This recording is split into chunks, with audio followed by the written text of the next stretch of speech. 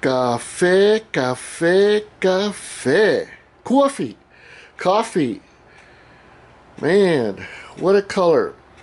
This is reminiscent of a nice, creamy, smooth cup of coffee. Hello, everyone. This is Karl Sandoval. I'm going to talk a little bit about this custom guitar that I built. And I hope you enjoy this video. If you like what you see, please subscribe. And any free gifts and donations would be appreciated. And if you decide to do so, I am grateful and thankful. So anyway, let's get on with this guitar. This is a USA born custom Sandoval Engineering, Karl Sandoval handcrafted electric guitar. It's actually a prototype, and I'll begin to explain some of the details about it. But as you can see, it's pretty unique. Aside from the color, it's got some unique graphics. So let's start with the logo here in the headstock. This is my Sandoval Engineering custom headstock, and as you can see, the shape is different, and it's got a nice dual black and white logo with some red pinstriping with the coffee color background. The type of paint that is used on this guitar is polyester. It's a very durable finish. The headstock was designed by myself. It's pretty unique. It kind of goes with this body.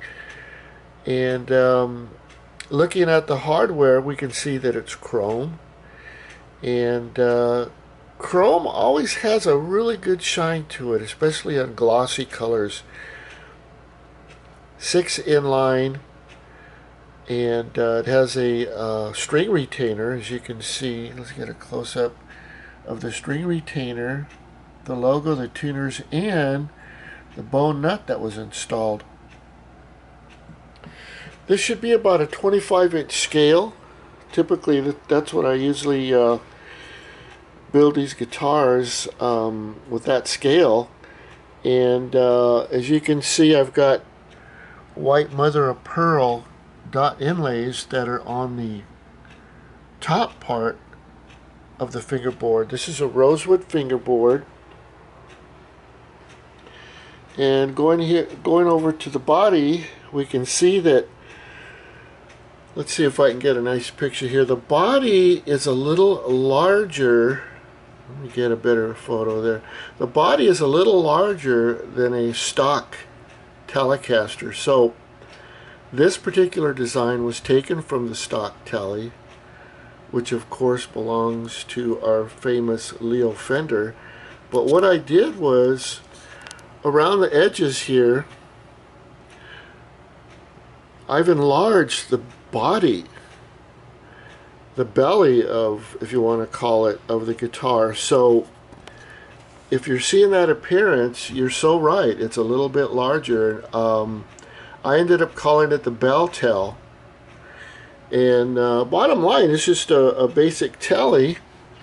As you can see, it's got the typical Tele bridge with the 3 bridge saddles that are made out of brass. It's got the slanted, infamous Tele bridge pickup, giving you that twang, and then it's got the typical chrome covered front neck Tele pickup. You can see the truss rod adjustment right there, which is typical of what I do with these set neck guitars. And one of the things that's, and then of course you can see chrome hardware, but one of the things that I'm really proud of is the pinstriping. This is a very hot rod looking type pinstripe, giving you a custom appearance and adding some flair to this design. You know, looking at it this way, you can see that the back end, or the belly part of the body, is a little wider than a typical Telecaster. Pretty unique. Just giving you some more weight, giving you more of a 335 feel as far as the width of the guitar. That was one thing that I thought about, you know, when I was designing and making this guitar. We have our typical electronics. You've got your three-way slider, master volume and master tone. You've got two chrome dome knobs, and the early round type Tele switch knob. And I don't know if I can get a good picture here, but I'll turn it over. But I wanted to show you that there's the jack plate on the side, which is a chrome jack plate. I believe it's the football shape. And you've got, of course, chrome strap buttons, which are very standard. Those might even be the buttons for the strap lock. But this is a set neck design, and I'm pretty certain that it's a solid piece, well, actually a two-piece of mahogany with the custom maple neck that I had built on the back with the rosewood fingerboard. This is a medium style fret. And let's turn it over. Let's get a picture of the back side, because there's something unique about this. Let's see if, as I pan around with photos, let's see if some of you can catch what I've done. There's your white cover plate for the top mount. I'm sorry, rear control setup for the electronics. I've got the barrels drilled and placed in the body. So this is a string through Tele, which gives you Beltel, which gives you a little uniqueness in its tone characteristics. Okay, let's look at the I'm kind of giving away what I've done to the back of the guitar.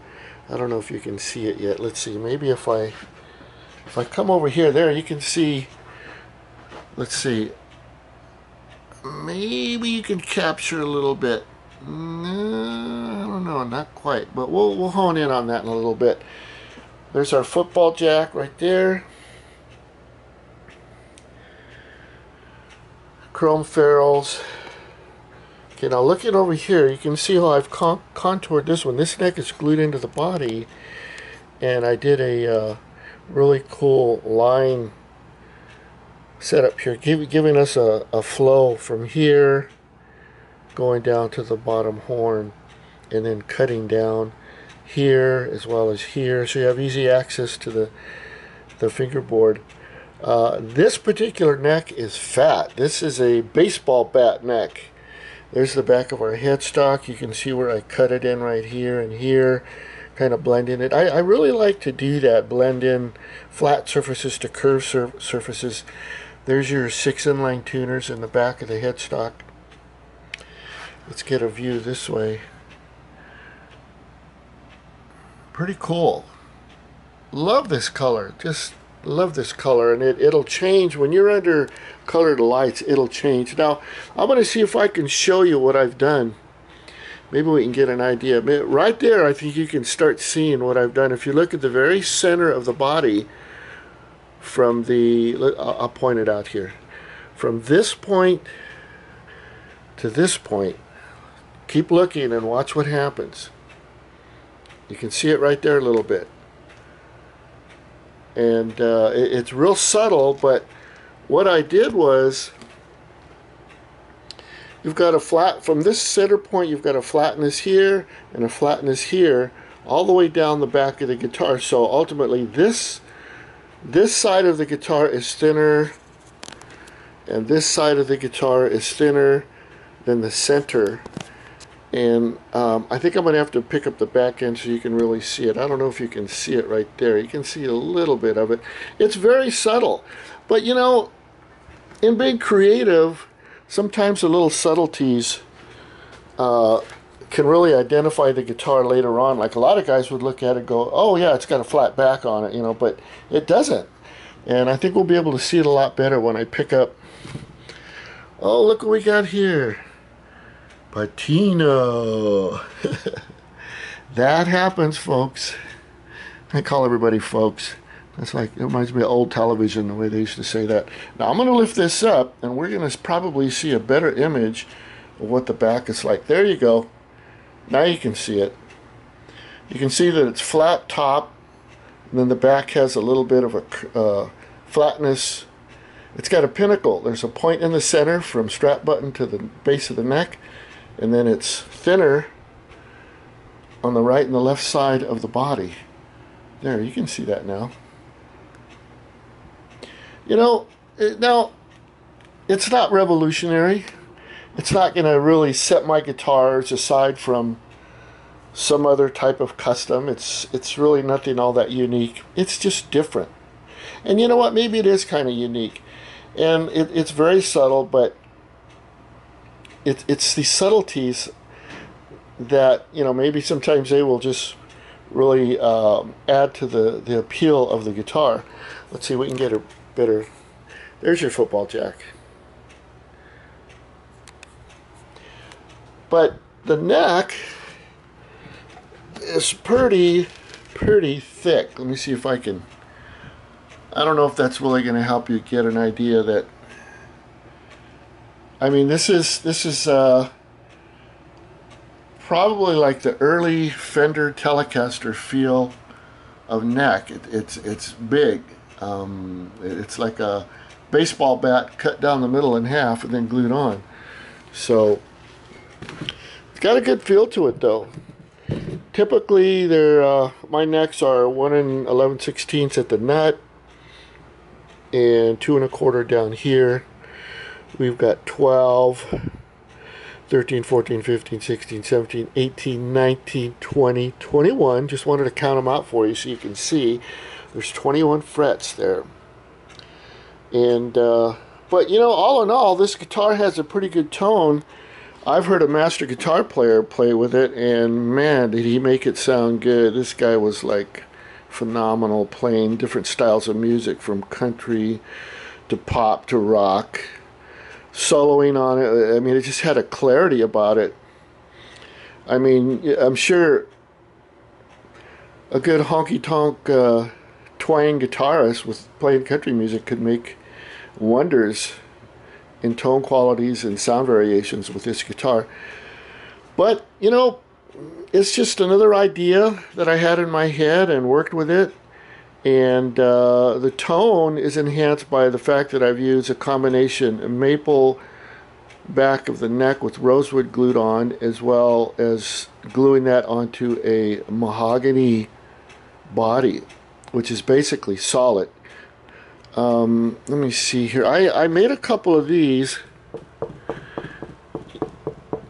Yeah, this one's solid. If it wasn't solid, we would hear a hollowness there. There's a Beltel version of Tele that I made that I'll be featuring. It's a metallic silver colored with pinstriping on it that I made for a gentleman, and really good graphics on it, pinstriping. But it was semi-hollow. What I'll do is I will channel this area of the guitar and cap the back, and sometimes I would leave it solid here in the middle and then channel both sides, both top and bottom of the guitar, and really give you sort of a 335 vibe of tone quality. And with the thin pickups, it sounds really unique. If you made a guitar like this with a couple of humbuckings, it would probably sound fantastic. You know, trick out some inlay. Those inlays are pretty simple. Let me get a close-up of this pinstriping here. Man, that's cool. Love that. Would love to have a matching hot rod in this color. Some sort of like a, I don't know, 51 Willys or something like that. Something nostalgic, something old and vintage would look really good. And then, of course, these were just little subtleties in the pinstriping that just gives the guitar a flair. Just gives it something to talk about, you know. And when you see it live, let's get this on a good view here. There's the headstock. and you can see the pinstriping.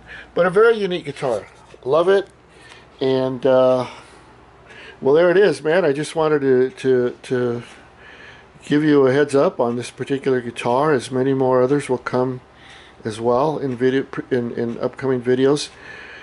So thank you so much. I appreciate all the positive comments, and please subscribe to my YouTube channel.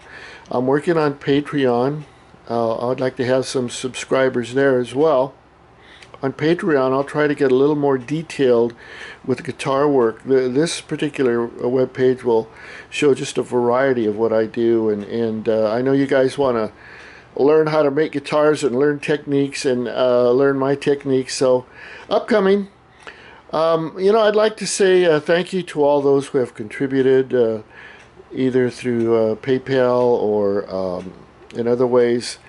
Sending gifts and being generous. This is what will keep this channel up and running, and it's not money that I need. It's just a refreshment in helping me out, since I'm sharing my years and years of piled information in my brain, coming out of my brain and my heart and soul. So if you are a contributor, I thank you. I am appreciative, and I'm just forever grateful.